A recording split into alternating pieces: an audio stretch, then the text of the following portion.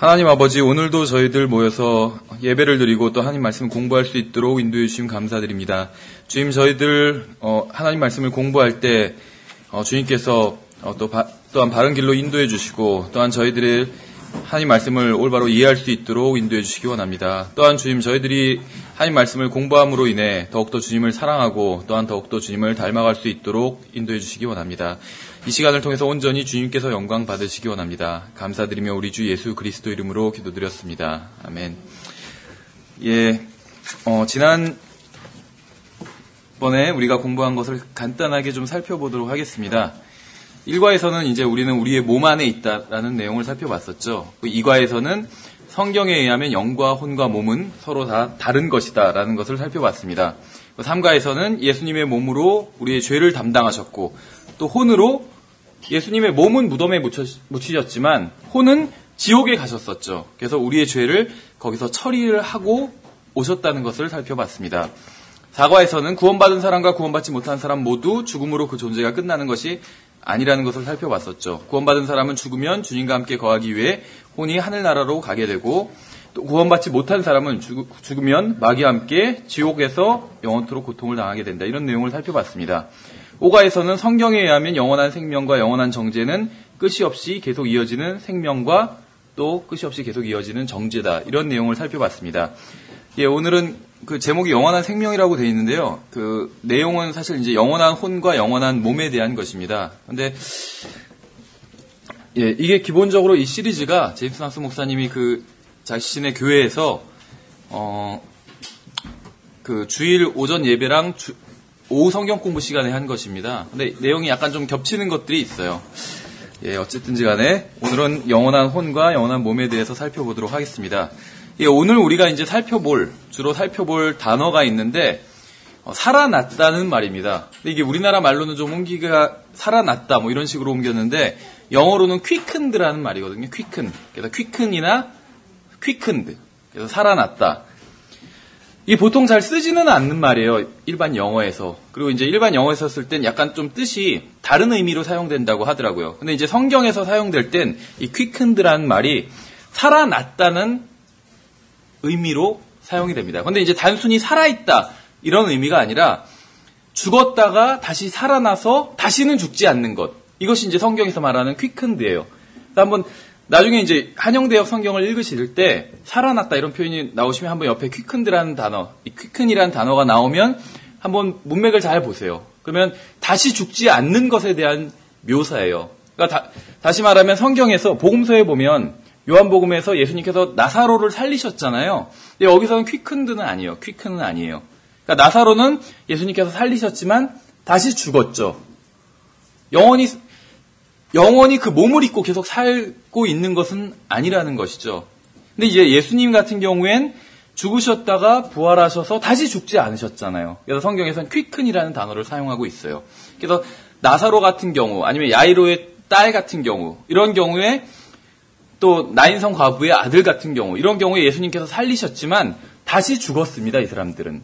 그렇기 때문에 성경에서는 quickened라는 단어를 쓰지는 않았어요. 그래서 우리나라 말로는 차이가 없습니다. 다 살아났다예요.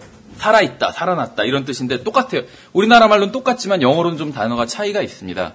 이것은 어쩔 수는 없는 것 같아요. 그래서 오늘 우리가 살펴볼 단어는 이 quickened라는 단어인데 뭐 영어를 이렇게 살펴볼 것은 아닙니다. 그래서 오늘 우리가 살펴볼 주제는 죽었다가 다시 살아났는데 다시 죽지 않는 것. 그래서 정확히 말하면 사실은 예수 그리스도의 몸에 대한 것입니다.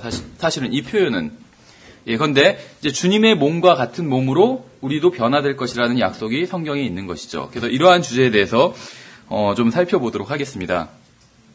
저는 이 육신의 몸 안에 생명을 가지고 있습니다. 저의 몸도 그 자체로 생명을 가지고 있기는 해요. 저의 몸도 생명은 생명이죠.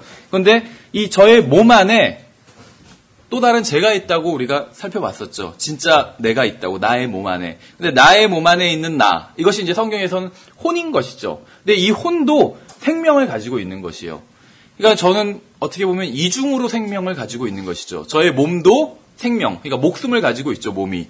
그리고 저의 혼도 생명을 가지고 있어요. 근데 저의 혼이 가지게 된 이 생명은 언제 가지게 됐냐면, 몸이 가지게 된 생명은 제가 출생할 때 가지게 된 것이죠.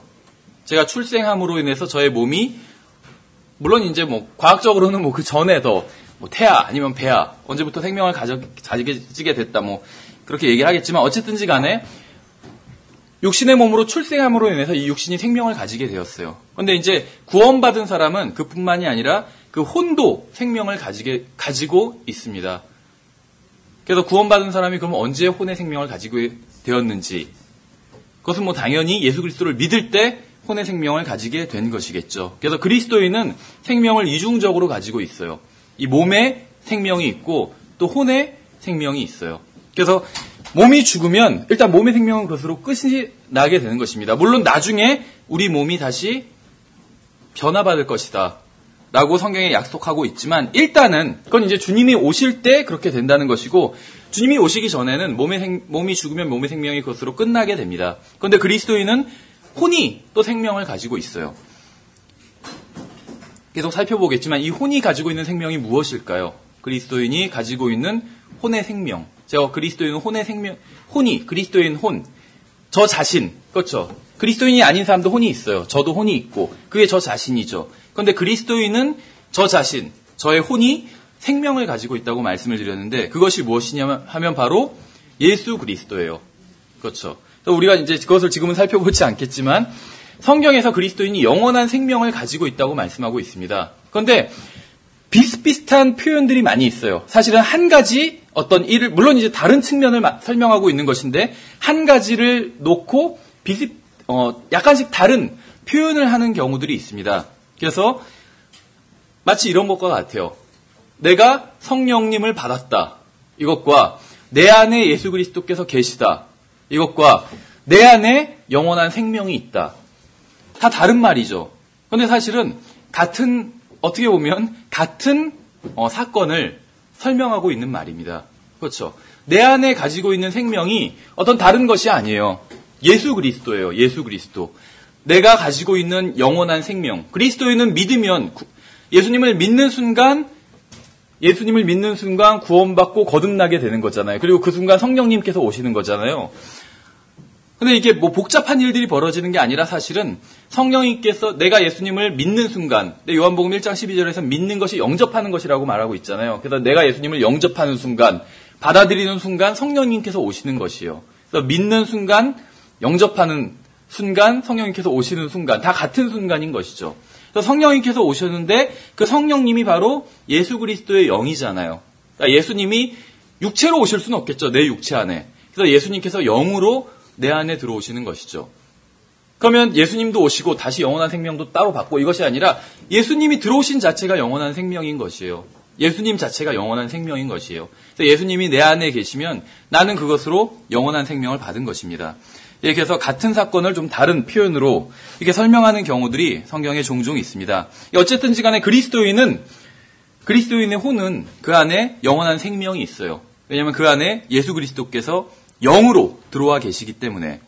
그래서 하나님께서 주신 제 혼 안에 있는 생명은 죽음으로 인해서 중단되지 않는 생명입니다. 왜냐하면 예수님께서 이미 죽음을 이기셨기 때문에. 그래서 제 안에 있는 생명은 이미 죽음을 이긴 경험이 있는 그러한 생명이에요. 그래서 죽음으로 인해서 중단되지 않는다는 것이죠. 그렇지만 제 몸은 죽음으로 인해서 중단될 수가 있겠죠. 그렇죠. 죽으면 제 몸은 여기서 이제 더 이상 활동이 중단돼 버리잖아요. 그러나 제 혼은 그렇지 않다는 것입니다. 만일 여러분이 구원받았다면 예수 그리스도를 믿고 거듭났다면 여러분의 생명이 있어서 죽음은 단지 통로에 지나지 않는다는 것입니다. 그러니까 죽음은 하나의 관문과 같은 것이라는 것이에요. 그렇죠. 만일 여러분이 구원받지 못하고 잃어버린 사람이라면 죽음의 관문을 통과하여 끔찍한 곳으로 가게 됩니다. 구원받지 않은 사람에게 있어서 이 세상은 휴식을 취할 수 있는 마지막 장소인 것이에요. 아마도 그래서 사람이 본능적으로 그것을 알기 때문에 어떤 그 죽음을 조금이라도 지연시키기 위해서 세상 사람들은 노력을 하잖아요. 그렇죠. 근데 그에 반해서 성경에서 사도 바울은 자기가 정말로 원하는 것은 몸을 떠나서 주님과 함께 있는 것. 몸을 떠나서 주님과 함께 있는 것. 이 표현이 약간 돌려 말한 것 같지만 사실은 그냥 자기는 죽고 주님과 함께 있는 것이 자기에겐 더 유익하고 자기는 그것을 간절히 바란다. 이렇게 얘기를 했었죠. 그러나 그것이 하나님의 뜻은 아니었죠. 그것도 다른 성도들의 유익을 위해서 사도 바울이 남아서 하나님의 말씀을 가르치고 그럴 필요가 있었죠. 또 복음을 증거하고. 예, 그래서 어떤 죽음에 대한 이런 그 시각이 그리스도인과 또 그리스도인이 아닌 사람과는 다를 수밖에 없는 것 같아요. 그리스도인이 아닌 사람들은 어떤 성경에서 말씀하시는 그러한 죽음과 그 이후에 있을 일들에 대해서 자세히 알지는 모르지만 막연한 불안감을 가지고 또 어떤 본능적으로 무엇인가를 느끼고 있는 것 같아요. 그래서 죽음을 지연시키기 위해서 정말 노력을 굉장히 열심히 하고 있잖아요. 그렇죠. 그래서 그리스도인들은 죽음을 두려워하지 않는 삶인 것 같아요. 정말 하나님의 말씀을 믿고 올바로 깨어 있다면 죽음을 그렇게 죽음이 뭐 두렵긴 두렵겠죠. 그러나 믿지 않는 사람이 두려워하는 것처럼 그렇게 두려워하지는 않는다는 것이죠. 예, 베드로전서 3장 18절을 한번 보시면 제가 한번 읽어보겠습니다. 그리스도께서 죄들로 인하여 한 번 고난을 받으셨다고 말씀하고 있죠. 의로운 자로서 불의한 자를 대신하셨으니. 그래서 의로운 자가 나오고 불의한 자가 나오죠. 이것은 그분께서 육체 안에서 죽임을 당하셨을 때 예수님의 육체 안에서 죽임을 당하셨다. 이 표현은 예수님의 육체가 죽으셨다는 말입니다. 성령으로 말미암아 살아나셔서 우리를 하나님께로 데려가려 하심이라. 그러니까 부활하신 게 성령으로 말미암아 살아나셨다. 이 표현이 예수님은 죽으셨는데 그냥 영적으로만 일어나셨다. 이런 표현이 아니에요. 예수님의 몸이 성령님의 능력으로 인해서 다시 살아나셨다는 것입니다. 그래서 몸의 육체가 부활했다. 이 표현이에요. 여기만 보면 알 수 없지만 성경의 다른 곳을 보면 로마서 1장이나 아니면 뭐 사도행전이나 아니면은 복음서를 보면 분명히 예수님의 육체가 부활했다는 것을 알 수 있죠. 근데 그 부활한 것이 성령님의 능력으로 부활했다는 것을 말하고 있는 것입니다. 여기서는. 여기서 이 구절에서는 굉장히 사실은 많은 진리를 말하고 있어요. 성경은 그리스도께서 죽은 자들로부터 다시 살아나셨다고 말씀하고 있습니다. 성경은 사실 굉장히 진지한 책이에요. 근데 진지하게 하고 있는 이야기가 예수 그리스도께서 죽은 자들로부터 살아나셨다라고 말하고 있어요. 역사상 그 누구도 이런 얘기를 할 수 있는 사람이 없죠. 다른 어떤 종교의 지도자들, 모하메드나 아니면 공자나 아니면 그 누구라 할지라도 죽었다가 살아난 사람은 없어요. 그렇죠. 그리고 계속 살아있는 사람이 없어요. 예수 그리스도만이 유일하다는 것이죠. 그렇기 때문에 예수님께서는 단순한 종교의 창시자가 아니라는 것입니다. 예수님께서는 세상의 유일한 구원자세요. 죽음을 경험하시고 또 죽음을 이기신 세상의 유일한 구원자라는 것입니다. 이 세상의 종교는 어떻게 살아야 되는지를 가르쳐요. 그렇죠. 이 세상의 종교는 어떻게 살아야 되는지를 가르쳐요. 제가 예전에 있던 교회에서는 지금 이제 굉장히 오래됐는데 뭐 복음을 전하는 설교를 한다든지 아니면 어떤 설교를 하시면서 목사님이 다른 종교 욕을 많이 하세요. 다른 종교의 욕. 예를 들면 뭐 유교나 불교나 이런 다른 종교의 욕을 많이 하시는데 문제가 뭐냐면 복음 집회를 할 때 이제 다른 종교를 얘기하면서 그 종교를 막 욕하시는 거예요. 비하하고. 그런데 복음 집회에 온 사람들 중에 구원받지 않은 사람들도 많이 있잖아요. 그럼 그 종교를 좋게 생각하는 사람들도 많이 있거든요. 그래서 그 종교를 욕하는 거, 비하하고 막 비아냥대고 다른 종교에 대해서 그런 걸 듣고 기분이 상한 사람들이 있어요. 그래서 굉장히 이제 설교가 끝나고 나서 심각한 얼굴로. 그러니까 사실 설교의 중요 내용은 그것이 아니라 이제 복음 전하는 그 내용이었는데 그 다른 종교를 쓸데없이 비하하고 그 희화함으로 인해서 그 정말 중요한 메시지를 듣지 않는 그런 경우가 있더라고요. 그런데 어떤 목사님, 여러분 잘 아시는 목사님인데 어떤 목사님이 그렇게 얘기하시더라고요. 석가모니에 대해서 얘기를 하시는데 훌륭한 사람이라고 얘기를 하시더라고요. 전 킹제임스 성경을 믿는 목사님 중에 그렇게 얘기하시는 분은 처음 들어봤어요. 석가모니 하면 다 비아냥거리고 그렇게 얘기를 하는데 석가모니는 훌륭한 사람이라고. 공자도 훌륭한 사람이고. 그렇죠.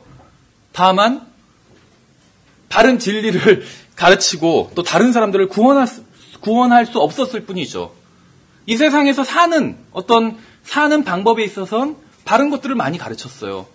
그러나 그게 그 사람의 한계였어요. 왜냐하면 그 사람은 인간이었기 때문에 죽음 이후의 것은 알지 못했어요. 그리고 어떻게 하면 그것을 이겨내고 또 영원한 생명을 받을 수 있는지도 알지 못했어요. 그래서 자기가 아는 거에선 최대한으로 어떻게 잘 살아라, 착하게 살아라. 좋은 얘기들이 많잖아요. 석가모니가 가르친 거나 공자가 가르친 거나. 최선을 다해서 가르쳤어요. 그러나 그게 그 사람들의 한계였다는 것이죠. 그 사람들은 죽음 이후에 대해서 알지 못하기 때문에. 그러니까 우리보다는 인간적으로 훨씬 더 훌륭한 사람들이에요. 함부로 비난할 거는 못 된다는 거죠. 다만 이제 그 사람들이 잘못 가르친 부분이나 알지 못했던 부분에 대해서는 우리가 성경적으로 말할 수는 있겠지만 그 사람들의 어떤 인격을 비난할 필요는 없겠죠. 그래서 이 세상 종교는 어떻게 살아야 되는지를 가르칩니다. 그렇죠. 아주 이상한 종교, 사탄교 이런 것 빼고는 대부분의 종교는 바르게 살아야 된다는 걸 가르쳐요. 그런데 어떠한 종교도 어떻게 죽어야 되는지를 가르치는 종교는 없어요. 그걸 알 수가 없기 때문에. 죽음의 순간 필요한 것은 종교가 아닙니다. 살아있을 땐 종교가 유익할 수도 있어요. 그런데 정작 죽음의 순간에는 종교가 아무것도 해줄 수가 없어요. 죽음의 순간에 필요한 것은 무엇이냐면 구원자입니다. 종교가 아니라. 구원자는 예수 그리스도밖에 없는 것이죠. 어느 종교에서도 자기가 구원자라고 주장하는 그러한 종교는 없어요. 예수 그리스도밖에 없다는 것이죠. 성경은 그리스도께서 우리의 죄들로 인해서 한 번 고난을 받으셨다고 말씀하고 있어요. 한 번. 그러니까 다시 예수님께서 고난을 받으실 일은 없다는 것이죠. 이것은 주님께서 처음 고난을 받으실 때 모든 문제를 해결하셨음을 의미합니다. 그러니까 주님께서 한 번 고난 받으셨다 이것은 단순히 횟수로 한 번의 의미만이 있는 것이 아니라 그 한 번으로 모든 것을 다 해결하셨다는 것이에요. 그래서 다시 고난 받을 필요가 없다는 것이죠. 그 한 번의 고난으로 모든 것을 다 해결했기 때문에 그 한 번의 고난으로 값이 치러지지 않은 죄는 없습니다. 저와 여러분의 모든 죄, 과거에 지은 죄, 지금 짓고 있는 죄, 앞으로 지을 모든 죄의 값이 다 한 번의 고난으로 치러졌어요. 어차피 예수님께서 고난받은 시점에서 본다면 우리가 짓는 죄들은 다 우리는 과거, 현재, 미래 이렇게 보지만 예수님의 관점으로는 다 미래의 죄들이죠. 그래서 어쨌든지 간에 인류의 죄를 대속하신 것이죠. 그래서 만일 주님께서 우리의 죄들로 인해서 단 한 번의 고난을 받으셨다면 그리고 모든 죄 문제를 다 해결하셨다면 더 이상 대가가 치러지지 않은 죄는 남아있지 않다는 것입니다. 이것은 더 이상 여러분이나 제가 죄값을 치르기 위해서 무엇인가를 하지 않아도 됨을 의미한다는 것이죠. 죄 문제를 해결하거나 죄값을 치르기 위해 여러분이 해야 하거나 할 수 있는 일은 전혀 없습니다. 왜냐하면 사실은 지금 우리가 과거, 현재, 미래 이렇게 시간을 나눠서 보지만 사실은 이 현재도 계속 과거로 들어가고 있어요. 그렇죠? 지금 현재도 계속 과거로 계속 가고 있잖아요. 그렇죠? 그래서 사실은 이 죄라는 것은 기본적으로 과거에 속한 것입니다. 죄가. 지금 짓는 죄도 바로 과거에 속한 죄가 돼버려요. 그런데 인간은 시간을 되돌릴 수가 없잖아요. 그렇기 때문에 죄 문제를 해결할 수가 없어요. 사실. 그렇죠? 그러니까 좀 극단적인 예를 들면 누구를 죽였어요. 그러면은 누구를 죽이면 그 사람이 이제 살인을 한 거니까 형벌을 받겠죠. 그리고 또 이제 손해배상을 하게 돼요. 이제 가족한테 대해서 그 죽은 사람의 가족에 대해서 손해배상을 하게 됩니다. 그러니까 감옥에만 간다고 끝나는 것이 아니라 또 손해배상도 하게 돼요. 그런데 수십억을 준다 할지라도 만족이 될까요? 자기 가족을 누군가 죽였다면. 그렇죠. 만족이 안 되겠죠. 그러니까 아무리 돈이 많이 있다 할지라도 죄를 졌다면 그 죄가 해결이 안 돼요. 사실은. 과거에 속하기 때문에. 그래서 인간이 죄 문제를 해결할 수 없다는 거예요. 여러 가지 이유가 있겠지만. 근데 하나님께서는 죽은 자를 살리실 수가 있잖아요. 그렇죠? 그러니까 모든 것을 원상 회복시킬 수가 있어요. 궁극적으로는 더 좋게 회복시킬 수가 있다는 것이죠. 인간이 타락해서 모든 것을 엉망으로 만들어버렸는데 하나님께서 나중에 그러니까 창세기에서 인간이 타락해서 모든 것을 엉망으로 만들어버렸는데 나중에 계시록에선 그 이상을 회복해 주시잖아요. 그렇죠? 즉 그리스도인은 사람이 타락하기 이전보다 훨씬 더 좋은 상태가 되거든요. 예수 그리스도와 같이 변화되기 때문에. 아담도 그런 상태는 아니었다는 거죠. 그렇죠. 그래서 하나님께서 모든 것을 되돌리실 수가 있기 때문에 죄 문제를 해결할 수가 있다는 거예요. 사실은. 어쨌든지 간에 종교인들에게 이제 구원 받았느냐고 물어보면 뚜렷한 대답을 하지를 못합니다. 그러기를 희망한다느니 아니면 자기가 노력하고 있다느니 아니면 그런 어떤 희망 섞인 얘기를 할진 모르지만 자기 구원에 대해서 다시 말하면 죽음 이후에 대해서 정확하게 또 확신을 가지고 얘기할 수 있는 사람은 거의 없다는 것이요. 이 세상 종교를 가지고 있는 사람 중에. 왜냐하면 종교는 사람을 구원할 수 없기 때문에 어떠한 확신도 줄 수 없기 때문에 그런 것이죠. 성경은 예수님께서 다시는 우리의 죄로 인해 고난을 당하지 않을 것이라고 말씀하고 있어요. 이미 당하신 단 한 번의 고난은 모든 죄값을 치르기에 충분했다는 것입니다. 우리가 방금 읽은 구절에서 성경은 의로운 자로서 불의한 자를 대신하셨으니라고 말씀하고 있어요. 여기서 의로운 자가 누굴까요? 예수님이죠. 그럼 여기서 불의한 자는 누굴까요? 예수님을 제외한 모든 사람들이에요. 예수님을 제외한 모든 사람이 불의한 자예요. 여기서는 단수처럼 불의한 자, 우리나라 말로는 그렇게 돼 있지만 모든 사람을 의미하고 있습니다. 그래서 예수 그리스도의 대속으로 모든 사람이 죄를 지은 죄들과 짓고 있는 죄들과 앞으로 지을 죄들의 대가가 치러졌다고 성경은 말씀하고 있는 것입니다. 그런데 예수님께서 단지 죄의 값을 치르기 위해서 희생하신 것은 아니에요. 무슨 말이냐면 예수님께서 대속하신 그 동기가 단순하게 죄의 값을 치르기 위함이 아니라 우리를 사랑하셨기 때문에 대속하셨다는 것이죠. 그러니까 단지 죄가 나쁜 것이라서 그걸 치우기 위해서 대속하신 것이 아니라 우리를 사랑하시기 때문에 대속하셨다는 것입니다.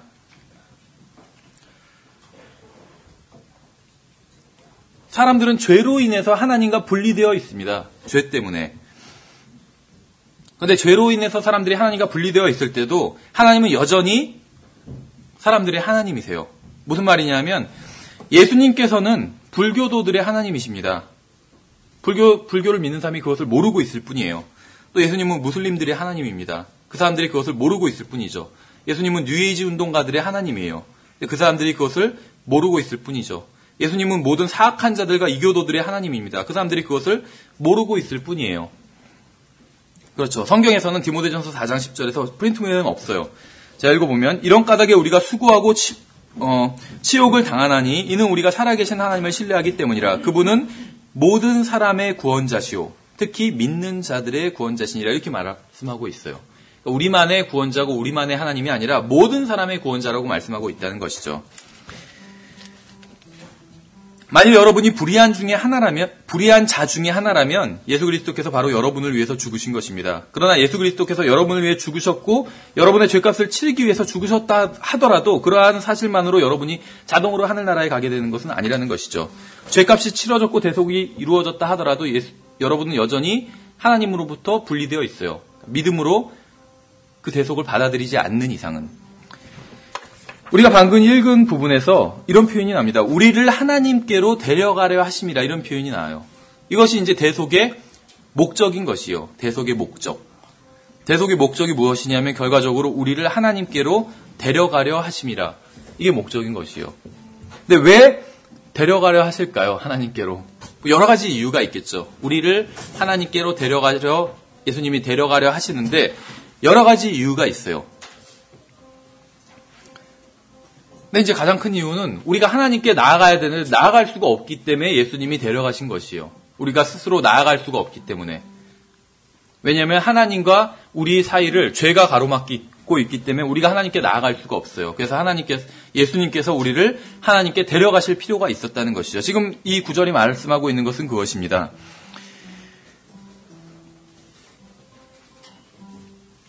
성경에 의하면 마귀가 하는 일이 있어요. 많이 있겠죠. 여러 가지 일들이. 그런데 마귀가 하는 일 중에서 가장 중요한 일이 있습니다. 그것이 무엇이냐면 사람들로 하여금 죄를 짓게 하는 것이겠죠. 물론. 그런데 그것보다 더 중요한 일이 있어요. 마귀가 하는 일 중에. 어떻게 보면 마귀는 사람들이 죄를 짓는 것에 그렇게 관심이 없을 수도 있어요. 왜냐하면 마귀의 목적은 단순히 사람들이 죄를 짓게 하는 것, 그것이 마귀의 목적은 아니거든요. 물론 그것도 마귀가 하는 일 중에 하나겠지만 그게 마귀의 궁극적인 목적은 아니에요. 그럼 마귀의 궁극적인 목적은 무엇이냐면 사람들이 하나님께 나아가지 못하게 하는 것이에요. 그 중에 하나의 어떤 도구로서 사람들이 죄를 짓게 한다든지, 그건 하나의 어떤 도구일 수는 있겠죠. 그렇지만 그것이 궁극적인 목적은 아니라는 것이에요. 마귀의 궁극적인 목적은 사람들이 하나님께 나아가지 못하도록 한다는 것입니다. 그래서 마귀는 어떤 사람이 자기 마음으로 자기가 죄인이라는 것을 깨닫고 자기에게 하나님이 필요하다라는 것을 깨달았을 때 하나님께 나아가지 못하게 하기 위해서 어떻게 하냐면 다른 종교를 소개해 주는 것이요. 다른 종교. 그래서 다른 종교로 인도한다는 것입니다. 그래서 곁길로 빠지게 해서 결코 하나님께 나아가지 못하게 한다는 것이요. 그래서 어떤 사람이 나는 하나님을 만날 필요가 있는 것 같아 이렇게 생각하는 순간, 이런 사람을 최근에 만났어요. 자기가 하나님이 필요한 것 같다. 라고 얘기하는 사람을 최근에 만난 적이 있어요. 사실 어저께 만났어요. 어저께 이제 어떤 형제님이 좀 상담 좀 했으면 좋겠다 해가지고 얘기를 했는데, 불과 한 2-3달 전에 이런 생각을 했다고 하더라고요. 하나님께 좀 나아가야 되지 않나 이런 생각을 했다고 하더라고요. 그런데 다행히 그런 경우에 대부분의 경우에는 마귀가 방해를 하거든요. 하나님께 나아가서 구원받게 하지 못하도록 방해를 해요. 그런데 그 형제님은 다행히도 하나님께 나와서 구원을 받았더라고요. 그래서 어저께 좋은 교제를 나눌 수 있었는데, 어쨌든 간에 내가 하나님께 나아가서 이제 정말 구원을 받아야겠다 이렇게 생각을 하는 순간, 뭐 정확히 구원이란 용어를 모를 수는 있지만 어쨌든 간에 하나님을 만날 필요가 있다, 내가 이런 생각을 하는 순간 마귀가 다른 생각을 심어줍니다. 그래서 침례나 아니면 세례를 받으면 된다는 생각을 심어줄 수도 있고, 아니면 선한 사람이 되면 된다는 생각을 심어줄 수도 있고, 아니면 뭐 술을 끊던지, 아니면 짓고 있는 죄를 끊던지 그러면 된다는 그런 생각을 심어줄 수도 있고, 아니면 어떤 교회에 나간다든지 아니면 종교를 갖는다든지 이러면 된다고는 그런 생각을 심어줄 수도 있어요, 마귀가. 그러니까 하나님께 정말 나아가서 구원받는 것, 그것을 지휘한 모든 것을 마귀가 공급해 줄 수가 있어요. 그것이 어떤 교회에 나가는 것을 포함한다 할지라도 마귀는 상관하지 않는다는 것이죠. 그 다음에 구원만 받지 못한다면 그것이 바로 마귀가 원하는 것이라는 것이요. 여러분이 예수 그리스도와 개인적인 관계를 맺고 개인적인 초대를 받아 개인적인 인도를 받지 못한다면 여러분은 결코 하나님께 나아갈 수가 없습니다. 그러니까 예수님을 통하지 않고는 하나님께 나아갈 수 있는 방법이 전혀 없다는 것이에요. 많은 종교들이 신실하게 신앙생활을 하면 하늘나라에 갈 수 있다고 가르칩니다. 신실하게 살고 신실하게 착하게 살면 구원받을 수 있고 죽어서 하늘나라에 갈 수 있다, 죽어서 천국에 갈 수 있다, 이렇게 가르치는 종교들이 많이 있어요. 그렇죠? 그런데 문제는 무엇이냐면 얼마만큼 신실하고 얼마만큼 착해야 되는지, 얼마만큼 선해야 되는지 결코 알 수 없다는 것이죠. 그 어저께 같이 이제 교제를 나눈 그 형제님이랑도 어떤 구원의 확신에 대해서 이제 얘기를 나누게 되는데, 우리가 뭐 구원의 확신에 대해서 지금 공부하는 시간은 아니지만 간단히 생각해 보면 구원의 확신에 있어서 이제 내가 구원의 확신을 가질 수 있는 가장 기초적이고 첫 번째 오는 그런 방법이 있습니다. 무엇일까요? 그러니까 자기가, 다른 말로 하면 내가 구원받았는지, 스스로가 구원받았는지 구원받지 않았는지 알 수 있는 방법이 있다는 것이요. 그것이 무엇일까요? 내가 구원받았는지 구원받지 않았는지 알 수 있는 방법. 그것은 무엇이냐면 성경에서 하라고 한 것을 했는지를 체크해 보면 돼요. 예를 들면 요한복음 1장 12절에서 아들을 믿는 자에게는 그러니까 예수 그리스도를 믿는 자에게는, 예수 그리스도를 받아들인 자에게는 하나님의 아들이 되는 권능을 주신다고 약속하셨잖아요. 그래서 내가 예수님을 믿었으면 하나님의 아들이 된 것이에요. 내가 전혀 어떤 다른 감정을 느끼거나 그러지 못했다 할지라도 성경에 기록된 약속을 믿으면 그것으로 나의 구원, 내가 정말 구원받고 하나님의 자녀인지를 확인할 수 있다는 것입니다. 성경이 거짓말이 아닌 한도 내에선 그것이 사실인 것이죠. 그래서 그것이 첫 번째예요. 나의 구원을 확인할 수 있는 방법이 하나님의 말씀을 그 기록된 말씀대로 내가 그렇게 했다면, 그러니까 어떤 뭐 행위를 말하는 것이 아니라 믿으면 구원받는다고 말씀하고 있는데 내가 믿었다면 그것으로 구원을 내가 확신할 수 있는 것이요. 하나님께서 거짓말하시지 않기 때문에. 그것이 이제 첫 번째고, 두 번째가 있어요. 근데 왜 이제 이 얘기를 드리냐면 어저께 그 형제랑 교제를 나눌 때도 그 형제가 어떤 얘기들을 하는데 사실은 그 형제가 저한테 찾아온 이유가 자기가 구원받았는지 모르기 때문에 찾아온 것이거든요. 그래서 자기가 구원받았는지 안 받았는지 자기도 잘 모르겠다, 이제 그런 얘기를 하더라고요. 그래서 이제 교제를 나눴는데 그 형제가 한 얘기 중에 그 형제가 구원받았다는 걸 간접적으로 증거할 수 있는 얘기들이 있었어요. 물론 이제 가장 중요한 건 지금 말씀드린 것처럼 하나님의 말씀이겠죠. 근데 이제 그것 다음에 확인해 볼 수 있는 게 무엇이었냐면 두 가지 본성이에요. 두 가지 본성. 그래서 그 형제는 자기가 2달 정도 전부터 하나님을 믿고 또 예수님을 믿기 시작했다고 얘기를 하더라고요. 그런데 이제 성경을 잘 몰라서 그게 구원받은 건지를 모르는 거예요. 예수님을 믿기는 믿는데 그 자기 죄를 대속하셨다는 사실도 다 믿어요.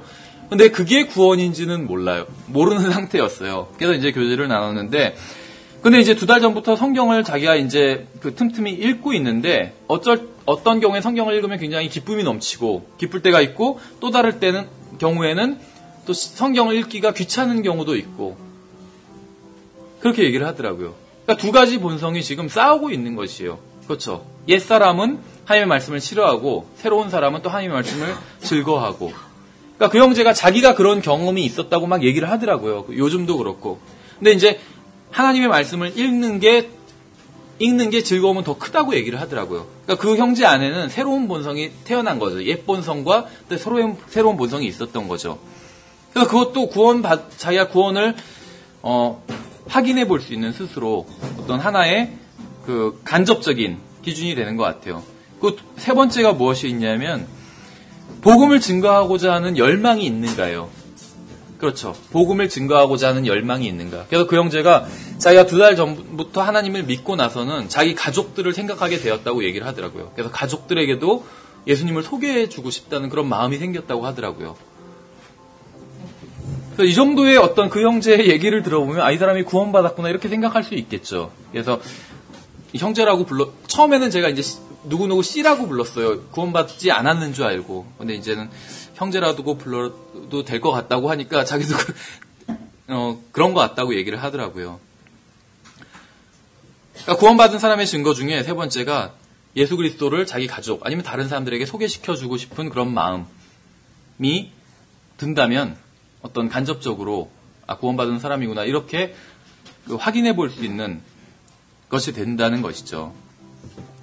왜 우리가 어디서 뒷골목 어떤 집에서 맛있는 것만 먹어봐도 사람들에게 소개시켜주고 싶잖아요. 그렇죠. 근데 하물며 예수님을 만나서 자기가 구원받았다면 더 소개시켜주고 싶겠죠. 그래서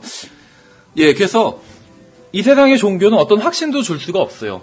그런데 정말 거듭난 사람은 자기가 확신을 가질 수 있는 방법이 여러 가지가 있다는 것이죠. 물론 가장 중요한 것은 하나님의 말씀이고 그 외에도 자기 안에서 어떤 일이 일어난 것을 성경을 알아갈수록 점점 더 스스로도 알게 된다는 것입니다.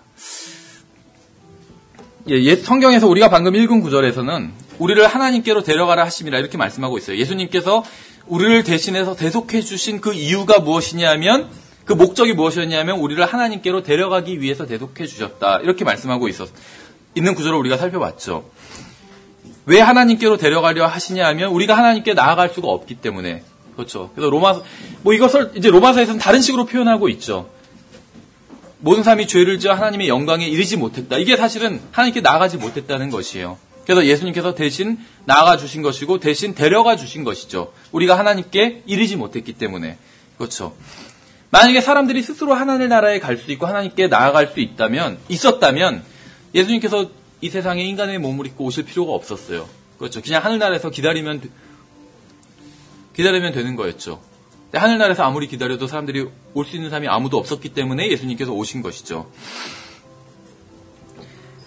그래서 예수님께서는 하나님께 나아가는 것을 가능하게 해주셨습니다. 그래서 예수님께서는 스스로 하나님께 나아가는 또 스스로 문이 되어주셨어요. 그런데 중요한 게 무엇이냐면 강제로 예수님께서 그렇게 사람들을 자기가 하나님께 들어가는 문이 스스로 되어주셨는데 그래서 요한복음에선 나는 문이라고 그렇게 말씀하고 있죠. 하나님께 가는 문이라고 말씀하고 있어요. 스스로를. 그런데 강제로 사람들을 밀어넣지는 않으신다는 것이에요. 그렇죠. 왜냐하면 하나님은 신사적인 분이시기 때문에 강제로 믿게 하지는 않으신다는 것입니다. 이러한 사실이 사실은 저는 굉장히 어떤 복음을 증거하는 데 있어서 평안을 줬어요, 저에게. 왜냐하면 예전에 다니던 교회에서는 복음을 열심히 전했었는데 그것은 좋았지만 어떤 이 사람을 믿게 하기 위해서 노력하는 것은 좋았지만 굉장히 좀 강제로 믿게 하려는 경향이 굉장히 많았어요. 그래서 정말 믿을 때까지 놓고 보내지 않고 그렇게 복음을 증거하고 이렇게 어떻게 해서라도 설득해서 믿게 하려는 것은 좋지만 굉장히 강압적으로 그리고 그 시간에 어떻게 단판을 지으려는 그런 것들이 굉장히 많이 있었어요. 그러다 보니까는 이 사람이 내가 복음을 열심히 증거했는데 이 사람이 믿지 않으면 불안하고 내가 마치 무엇인가를 내 임무를 다하지 못한 것 같은 그러한 느낌을 받고 그런 것들이 있었어요. 그런데 성경에 보면 예수님도 하나님도 사람을 강제로 믿게 하시지는 않거든요. 그렇죠. 하나님께서 어떤 진리를 제시해 주시고 그 다음에 그 사람이 선택하게 하신다는 것이에요. 그렇죠. 그래서 복음, 또 구원은 선택의 문제라는 것입니다. 그래서 우리가 복음을 전할 때도 마찬가지인 것 같아요. 그래서 요즘은 저는 복음을 어떻게 전하냐면, 이제 상대방이 복음을 들어보겠다는 그런 이제 의사가 있을 때 복음을 당연히 전하겠죠. 이제 그런 경우에 한해서. 근데 어떻게 전하냐면, 일단 그 복음을 한번 들어보시고 나서, 그리고 나서 선택을 하시라고. 그렇죠. 선택을 받아들이거나 거부하는 건 그 사람 자유죠. 그렇지만 일단 무엇인가는 알아야지 이걸 받아들이든지 거부하든지 결정을 할 거 아니에요. 그래서 이제 일단 들어보시고 나서 선택을 해보시라고. 그리고 이제 복음을 설명해줘요. 그럼 상대방이 들어보고 받아들이면 좋은 것이겠지만 또 안 받아들이는 경우도 있겠죠. 안 받아들이면 왜 안 받아들이시냐, 혹시 뭐가 문제가 돼서 안 받아들이시냐. 그럼 이제 그 사람이 얘기할 마음이 있다면 얘기를 하겠죠. 근데 이제 사실은 마음이 없으면 얘기를 안 해요. 사람들이 복음을 받아들이지 않는 이유가 분명히 있기는 한데 마음이 없으면 얘기를 안 한다는 것이죠. 그럼 더 이상 사실은 얘기를 할 수는 없겠죠. 강제로 믿게 할 수는 없기 때문에. 그래서 복음을 증거하는 것은 성경에 의하면 굉장히 어려운 일은 아니거든요. 왜냐하면 복음 자체가 쉽기 때문에. 그래서 복음을 증거하는 것도 어렵지 않다는 것이죠. 왜냐하면 우리는 우리가 믿고 있는 것을 그대로 말해주면 되기 때문에. 그럼 상대방은 그것을 듣고 받아들이든지 거절하든지 하는 것은 그 사람이 결정할 일이지 우리가 결정할 일은 아니죠. 우리는 증거해주면 돼요. 내가 알고 있는 것, 내가 믿고 있는 것을 증거하면 되는 것이죠. 어쨌든지 간에 예수님은 하나님께 가는 문이 되셨는데 사람들을 강제로 그렇게 밀어넣으시지는 않는다는 것입니다. 단지 하나님과 함께 영혼을 보내고 싶은 사람들이 자발적으로 들어올 수 있도록 문을 활짝 열어놓고 계실 뿐이에요. 강제로 사람들을 들어가도록 하지는 않으신다는 것이죠. 근데 이게 이제 하늘나라에 대해서 생각하면 사람들이 흔히 하는 생각 중에 하나가 자연스러운 생각이라고 또 생각을 해요. 사람들의 생각이. 근데 그것이 무엇이냐면 왜 꼭 예수님을 믿어야지만 하늘나라에 들어갈 수 있게 하느냐. 그런 질문을 하는 사람들이 있죠. 어느 정도는 좀 자연스러운 생각이라고 볼 수가 있습니다. 그런데 하늘나라뿐만 아니라 이 세상에서도 마음대로 들어갈 수 없는 곳이 굉장히 많아요. 어떤 조건이 있어야지만 들어갈 수 있는 경우가 굉장히 많다는 것이죠. 그렇죠. 예를 들면 유엔본부의 대회의실이 있는데 아니면 국가 원수들이 정상들이 회의하는 장소가 있는데 제가 마음대로 들어갈 수는 없겠죠. 문을 열기도 전에 제지당하고 끌려나가겠죠. 대통령 집무실 같은 경우도 마찬가지겠죠. 거기 근처에도 갈 수가 없겠죠. 그러니까 이 세상에서도 내가 마음대로 들어갈 수 없는 장소는 굉장히 많다는 것이죠. 하물며 하늘나라도 마찬가지라는 것입니다. 그런데 만약에 대통령 집무실 같은 경우라도 대통령이 개인적으로 나를 초청해서 나를 인도해 준다면 아무도 그것을 막을 사람이 없겠죠. 그렇죠. 어떤 사람이 봤을 때 저를 낯선 사람이라고, 그 경호실에서 봤을 때 낯선 사람이라고 생각을 해도 대통령이 직접 초청해서 인도를 해준다면 그것을 막을 수는 없겠죠. 하늘나라도 마찬가지라는 것입니다. 예수 그리스도께서 하늘나라의 주인이 되는 것이죠. 그래서 그분께서 개인적으로 초청을 해주시고, 초청이 바로 복음이에요. 복음을 제시해 주셨잖아요. 그래서 초청을 해주신 것이죠. 그리고 그것을 받아들이는 사람들을 예수님께서 이 세상에 오셔서 데려가시겠다고 약속을 하셨어요. 그렇죠. 그것이 이제 예수님의 인도인 것이죠. 그러면 하늘나라에 갈 수 있는 것이에요. 그것이 마음에 안 들 수는 있어요. 하늘나라에 가는 것이 꼭 예수님의 초청을 받고 또 예수님의 인도를 받아야지만 하늘나라에 갈 수 있다. 이것이 마음에 안 들 수는 있지만 이해하지 못할 만한 것은 아니라고 생각해요. 그렇죠. 마치 대통령 집무실에 들어가는 것도 마찬가지잖아요. 왜 꼭 이명박 대통령이 나를 초청해서 나를 인도해야지 내가 갈 수 있고, 아니면 이명박 대통령이 어떤 허락이 있어야지 내가 왜 그 집무실에 갈 수 있느냐. 마음에 안 들 수는 있지만 이해할 수는 있잖아요. 그것을. 그렇죠. 마찬가지란 것입니다. 하늘나라에 가는 것도. 저는 저를 하늘나라에 들어가게 할 수 있는 분을 개인적으로 알고 있습니다. 그분은 단순히 하늘나라의 문을 지키는 분이 아니라 그 문 자체이신 것이죠. 그분은 하늘나라의 모든 것을 소유하신 분일 뿐만 아니라 하늘나라 자체입니다. 예수님이. 물론 이제 예수님이 물리적인 하늘나라라는 것은 아니지만 하늘나라가 하늘나라 되게 하는 것은 예수님이라는 것이에요. 그렇죠. 하늘나라에 갔는데 예수님이 거기 안 계시면 아무런 의미가 없어요. 어떻게 보면 거기서는 그곳은 더 이상 하늘나라가 아닐 수도 있어요. 예수님이 안 계시다면. 그렇죠.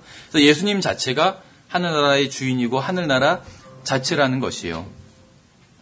그래서 오직 예수 그리스도의 초대를 받아 거기에 응한 사람만이 하늘나라에 갈 수 있습니다.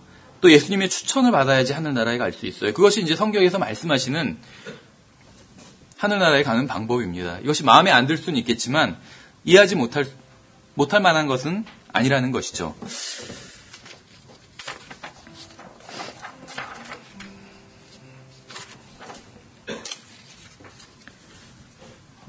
우리가 시간이 많지 않으니까 좀 건너뛰고 제가 지난번에 말씀드렸던 것처럼 지금 자세한 것들은 항상 지금 웹진에 올리고 있거든요. 그래서 자세한 것은 나중에 웹진을 통해서 보시면 되고 제가 여기서는 좀 요약해서 또 말씀을 드리도록 하겠습니다. 우리가 마지막으로 한 구절은 아니고 한 부분을 보면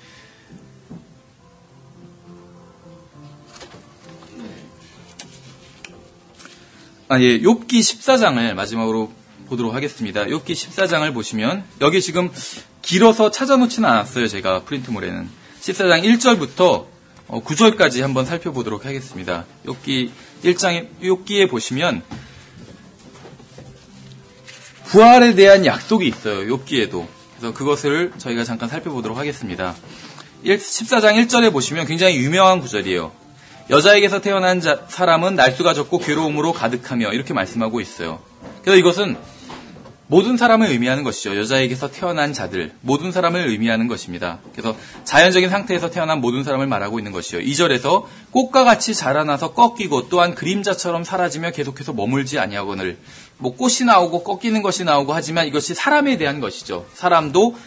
사람이 바로 그렇다 이렇게 말씀하고 있는 것이요. 그래서 욥기를 통해서 하나님께서 말씀하고 계신 것은 인간은 이 세상에서 오래 살지 못하고 금방 죽게 된다 이 말씀이에요. 지금 14장 2절에서 하고 계시는 말씀은 3절에서 이러한 자를 향하여 주께서 눈을 여시고 나를 주와 함께 심판자에 이르게 하시나이까 누가 정결한 것을 부정한 것 가운데서 가져올 수 있나이까 아무도 없나이다. 이게 무슨 말인 것 같으세요 갑자기? 지금 욥기 14장의 문맥은 인생에 대한 문맥이거든요. 1절에서 알 수 있는 것처럼. 그렇죠.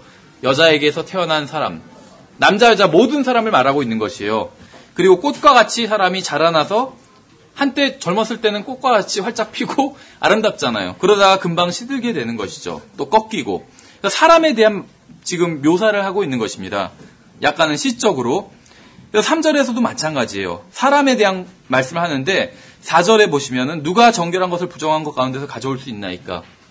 무슨 말이냐면 사람은 부정한 것이란 것이에요. 여기서 말하고 있는 것은. 그래서 사람이 부정한 것이기 때문에 그 안에 정결한 것이 없다는 것이요. 정결한 것을 낼 수 없다는 그런 말을 하고 있는 것입니다. 그래서 사람이 가지고 있는 것은 모두 정결치 못한 것이라는 말을 하고 있는 것이에요. 욥기 14장 4절에서는. 그래서 이러한 것을 가지고는 하나님 앞에 설 수 없다는 것입니다. 그래서 다시 태어나는 방법뿐이 없다는 것이죠. 5절에 그의 날들이 정하여졌고 그의 달수도 주께 있으므로 주께서 그의 한계를 정하사 그가 넘어가지 못하게 하셨사오니 그라고 하지만 한 사람을 말하는 것이 아니고 사람 전체를 말하고 있는 것입니다. 그에게서 돌이키사 그가 품꿈처럼 자기 날을 마칠 때까지 안식하게 하옵소서. 나무에게 소망이 있나니 그것은 베일지라도 다시 움이 돋아 그것의 연한 가지가 끊이지 아니하며 그것의 뿌리가 땅속에서 오래되고 그것의 줄기가 흙 속에서 죽을지라도 물 냄새에 싹이 트고 초목처럼 가지들을 낼 것이로다. 이게 무슨 말인지 아시겠어요? 사람에 대해서 갑자기 얘기하다가 갑자기 나무 얘기를 하죠. 근데 베인나무 얘기를 하고 있어요. 근데 베인나무 얘기를 하면서 나무가 베었지만 하나님께서 다시 생명의 물을 공급해 주시면 이 나무가 다시 살아날 수 있다는 그런 얘기를 하고 있어요. 그래서 사람도 마찬가지라는 것이에요. 사람이 죽어서 없어지는 것 같지만 구약 성경의 관점으로 봤을 때 하나님께서 다시 살리시면 살 수 있다. 이런 얘기를 지금 하고 있는 것입니다. 하나님께서는 결코 끝나지 않는 생명을 여러분에게 주기를 원하십니다. 끝나지 않은 영원한 생명은 하나님의 아들인 예수 그리스도 안에 있어요. 그래서 우리가 예수님을 영접해야 되는 것이죠. 우리에게는 영원히 살 수 있는 능력이 전혀 없습니다. 그러나 예수님께는 영원한 생명을 누릴 수 있는 능력을 가지고 계세요. 성경은 하나님께서 우리를 사랑하시어 이러한 생명을 나눠주기를 원한다고 말씀하고 있어요. 영원한 생명을 나눠주기를 원한다고 말씀하고 있어요. 그런데 아까 말씀드린 것처럼 우리가 하나님께서 우리를 억지로 믿게 하시는 것은 아니라고 말씀을 드렸죠. 하나님께서 영원한 생명을 나눠주기를 원하시는데 우리가 그것을 거절한다면 이것을 받을 방법이 없다는 것이죠. 여기서 한 가지만 말씀드리고 마칠게요. 믿는다는 것은 불을 켜는 것과 같습니다. 무슨 말이냐면 집에 이미 전선은 다 연결이 되어 있어요. 전선. 그래서 스위치만 누르면 불이 들어오는 것이에요. 그래서 믿는다는 것은 스위치를 누르는 것과 같아요. 그러니까 이미 복음을 다 이해하고 있다 할지라도 그러니까 제일 불행한 사람이 그런 사람인 것 같아요. 복음을 몰라서 구원받지 못하는 사람들도 있겠죠. 그런데 복음을 다 이해하고 있는데 믿지 않아서 전선의 스위치를 누르지 않아서 어둠 가운데 있는 사람이 있어요. 그것이 제일 불행한 것 같아요. 예, 그래서 만에 하나 여러분 중에 아직도 구원받지 못한 분이 있다면 전선 스위치를 누르면 불이 들어오는 것처럼 예수님을 믿으면 구원받을 수 있다고 성경은 약속하고 있어요. 예, 그래서 정리를 하면 이번 시간에 우리가 배운 것은 무엇이냐면 구원받은 사람의 혼은 영원한 생명을 가지고 있다는 것입니다. 우리가 다 살펴보진 못했지만 구원받은 사람의 몸도 영원히 살 수 있다는 것이 하나님의 약속입니다. 이것에 대해서는 다음 시간에 좀 더 살펴보도록 하겠습니다. 예, 수고하셨습니다.